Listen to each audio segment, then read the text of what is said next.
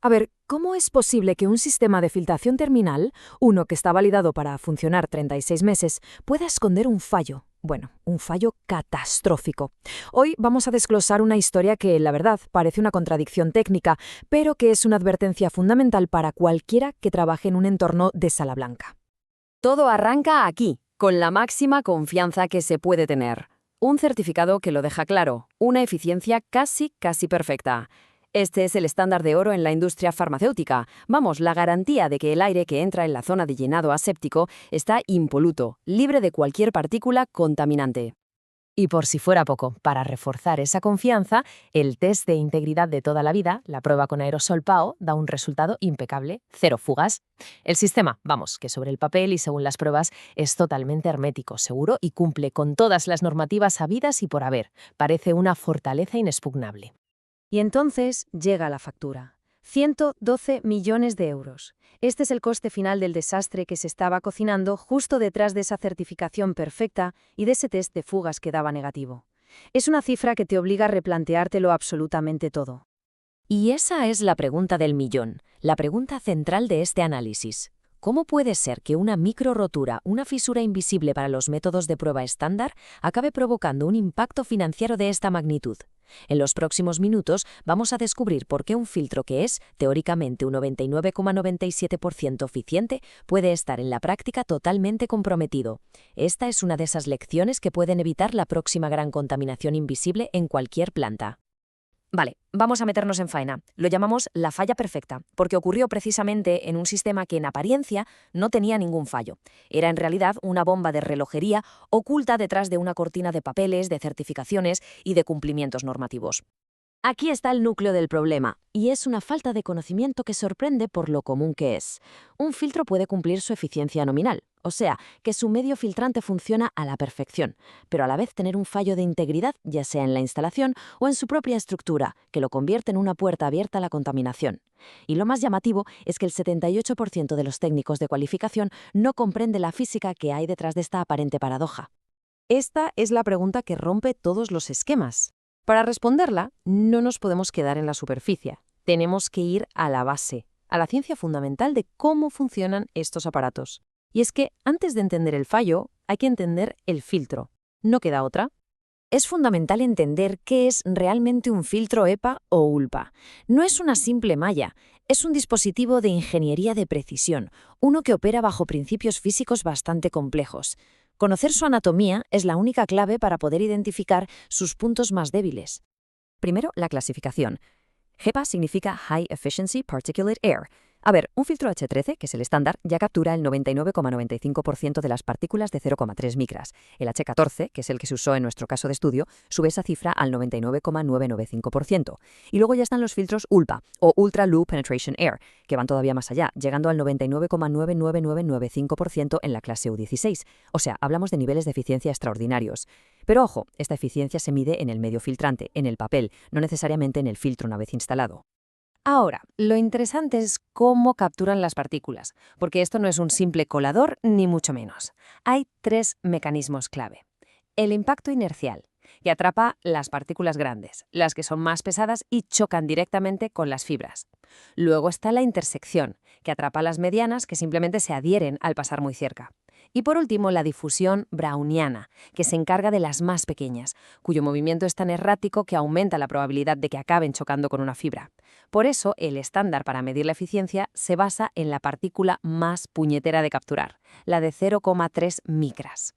Físicamente, un filtro se compone de varias partes clave. El medio filtrante, que es una especie de estera de microfibra de vidrio, el plisado, que aumenta la superficie una barbaridad, entre 20 y 40 veces, los espaciadores de aluminio, que mantienen esos pliegues bien separados, el marco, que le da toda la estructura, y por último, el componente crucial para nuestro análisis de hoy, el sellante. Generalmente es de poliuretano o silicona, y es la barrera que asegura la integridad entre el medio filtrante y el marco.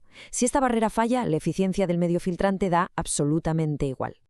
Muy bien, ahora que tenemos esta base técnica, vamos a aplicar todo lo que hemos aprendido al caso real. Es importante aclarar que este caso es una ilustración educativa, basada en patrones que se han documentado en la industria. Los detalles específicos son representativos para el aprendizaje, pero, eso sí, los principios técnicos y los modos de fallo son 100% reales. La historia nos lleva a una planta farmacéutica en Alemania. En el mes 24 de operación de los filtros, los sistemas de monitorización detectan un aumento sutil pero constante en los conteos de partículas de 0,5 micras. Al principio nos saltan las alarmas, pero la tendencia está ahí, es innegable. Un mes después, la crisis se confirma. Una prueba de llenado de medios, un Mediafil, revela 8 viales positivos de 3000. El microorganismo que identifican es Bacillus cereus, un esporo ambiental. La consecuencia es inmediata y devastadora. Se inicia la retirada completa de 2,8 millones de viales de vacunas pediátricas del mercado. La investigación, claro, se centra en los filtros HEPA, y lo encuentran. El culpable es el filtro número 18 de los 24 que había instalados. El defecto, una microrotura de solo 2,3 milímetros en el sellante de poliuretano del marco. Estaba en una esquina inferior, una zona invisible a la inspección visual de rutina y de muy difícil acceso para las sondas de los tests. Se calcula que este fallo se fue desarrollando progresivamente durante 9 a 12 meses, permitiendo el paso de hasta 1 millón de partículas críticas cada día. Una locura. Entonces, la pregunta es, ¿por qué el test de fugas anual no lo detectó?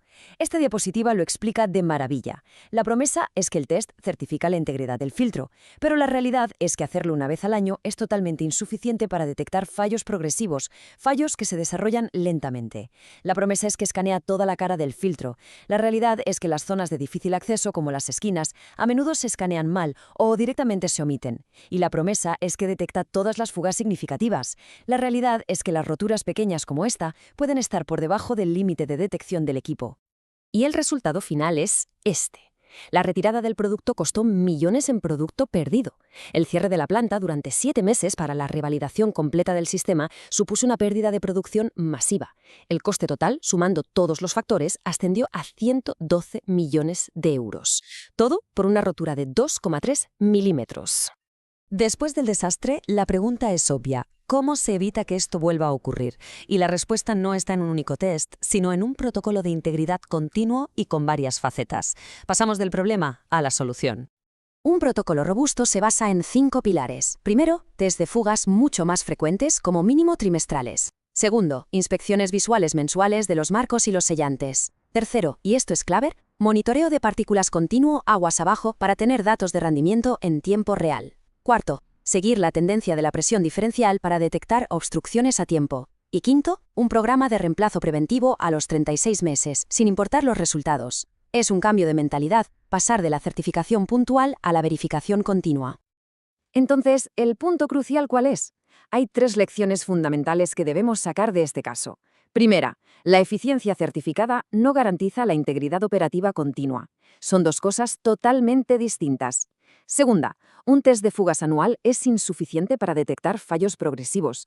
Y tercera, el monitoreo continuo de partículas aguas abajo es esencial para una verificación del rendimiento en tiempo real. Es de hecho el único sistema de alerta temprana que es fiable. Al final, toda esta compleja historia técnica se puede resumir en esta frase. Una eficiencia casi perfecta sobre el papel, una rotura minúscula en la realidad y unas consecuencias económicas y de salud pública catastróficas. Esto demuestra que en los sistemas de Zala Blanca, los detalles, por pequeños que parezcan, lo son absolutamente todo. Y terminamos con una pregunta para la reflexión. Es el momento de mirar los propios protocolos y preguntarse con total honestidad, ¿están diseñados para detectar la realidad de un fallo progresivo o solo para pasar una auditoría y en el fondo certificar un riesgo oculto? Si este análisis ha resultado útil, se agradece compartirlo con colegas a los que les pueda servir. Y por supuesto, al suscribirse, no se perderán nuestra próxima entrega, donde abordaremos cómo un problema de humedad relativa provocó la pérdida de 134 millones de euros. Muchas gracias por acompañarnos.